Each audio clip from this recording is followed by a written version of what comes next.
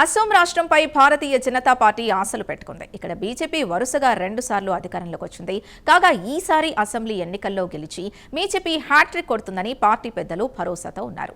ఇదిలా ఉంటే హిమంత నాయకత్వంలోని రాష్ట్ర ప్రభుత్వం అమలు చేసిన సంక్షేమ కార్యక్రమాలే ఓట్ల వర్షం కురిపిస్తుందని కమలనాథులు ధీమా వ్యక్తం చేస్తున్నారు. కాగా ఈసారి మిత్రపక్షాలు కీలకంగా మారాయి.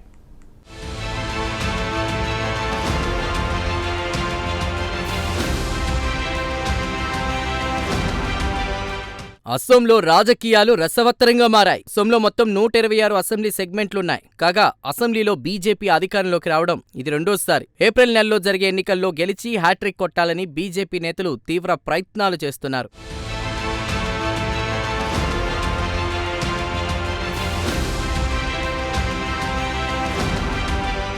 అస్సోం రాజకీయాల్లో బీజేపీ, కాంగ్రెస్ ప్రధాన పార్టీలు. అయితే ఈసారి ప్రధాన పార్టీల కంటే మిత్రపక్షాలే కీలకంగా మారతాయని విశ్లేషకులు చెబుతున్నారు.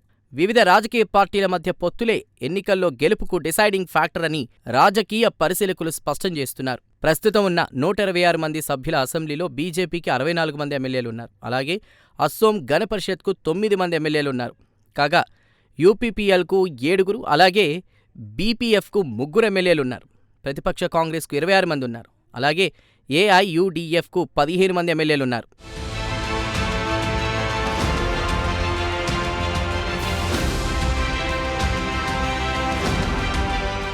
ఈసారి ఎన్నికల్లో కాంగ్రెస్, బీజేపీ కూటముల మధ్య పోరు ఆసక్తికరంగా మారింది. గతంలో కాంగ్రెస్తో కలిసి నడిచిన ఏఐయుడిఎఫ్ ఈసారి ఒంటరిగా పోటీ చేస్తోంది. మరోవైపు ఒకప్పుడు ప్రతిపక్షంలో ఉన్నటువంటి బోడోల్యాండ్ పీపుల్స్ ఫ్రంట్ ఇప్పుడు అధికార పార్టీ అయిన ఎన్డీఏ శిబిరానికి చేరింది. దీంతో మిత్రపక్షాలు కింగ్ మేకర్లుగా మారతాయని విశ్లేషకులు చెబుతున్నారు.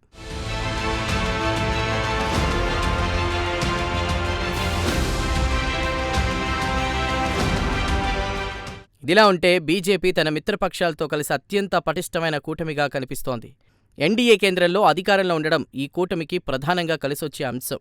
అంతేకాదు ప్రధాని నరేంద్ర మోదీ, అలాగే ముఖ్యమంత్రి హిమంత బిశ్వ శర్మ చరిష్మా తమ కూటమికి కలిసొస్తుందని బీజేపీ భావిస్తోంది.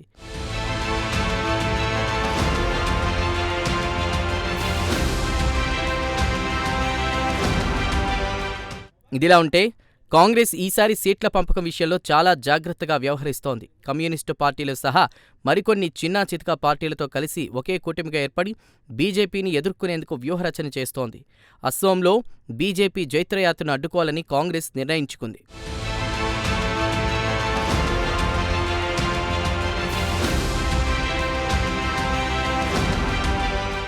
కాగా ఈసారి ఎన్నికల్లో చిన్న పార్టీల ప్రభావం ఎక్కువగా ఉండే అవకాశాలున్నాయి. అస్సోం గణ పరిషత్ అయితే ప్రస్తుతం ఎన్డీఏ ప్రభుత్వంలో భాగస్వామిగా ఉంది. హిమంత కేబినెట్లో 3 మంత్రులు ఉండడం అస్సోం గణ పరిషత్ పార్టీకి కలిసొచ్చే అంశం. అస్సామీ అస్తిత్వ అనే నినాదంతో ఓటర్లను ఆకర్షించడం వీరి ప్రధాన వ్యూహం. అయితే పార్టీలో పెరుగుతున్న అంతర్గత విభేదాలు పెద్ద సమస్యగా మారాయి. కొంతమంది సీనియర్లకు మాత్రమే పదవులు దక్కడంపై ద్వితీయ శ్రేణి నాయకత్వం అసంతృప్తిలో ఉంది.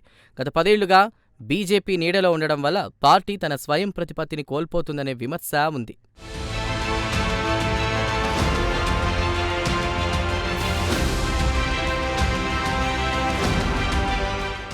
ఇదిలా ఉంటే బోడో గిరిజన ప్రాంతాల్లో బోడోల్యాండ్ పీపుల్స్ ఫ్రంట్ ప్రభావం ఎక్కువగా కనిపిస్తోంది.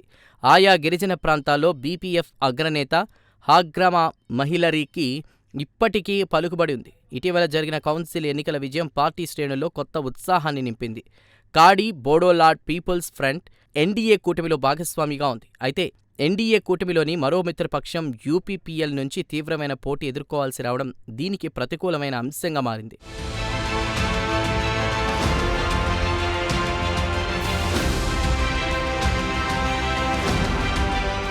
కాగా ఈసారి ఎన్నికల్లో చొరబాట్లు కీలక అంశంగా మారింది. బంగ్లాదేశ్ నుంచి చొరబాట్ల అంశం అస్సోంను కొన్ని దశాబ్దాలుగా వేధిస్తున్న సమస్య. ఈ అంశం ఎన్నికల్లో ప్రధాన అస్త్రంగా మారింది. తాము చొరబాటుదారులను ఏరివేస్తున్నామని, ప్రతిరోజు బంగ్లాదేశీయులను సరిహద్దు దాటించి వెనక్కి పంపుతున్నామని ముఖ్యమంత్రి హిమంత బిశ్వ శర్మ నాయకత్వంలోని ప్రభుత్వం చెబుతోంది. అయితే కాంగ్రెస్ వాదన మాత్రం మరోలా ఉంది. ప్రభుత్వం చట్టబద్ధమైన భారతీయ పౌరులను కూడా చొరబాటుదారుల పేరుతో వేధిస్తోందని కాంగ్రెస్ పార్టీ ఆరోపిస్తోంది. మొత్తం మీద మిత్రపక్షాలే అస్సోం ఎన్నికల్లో కీలకంగా మారాయి.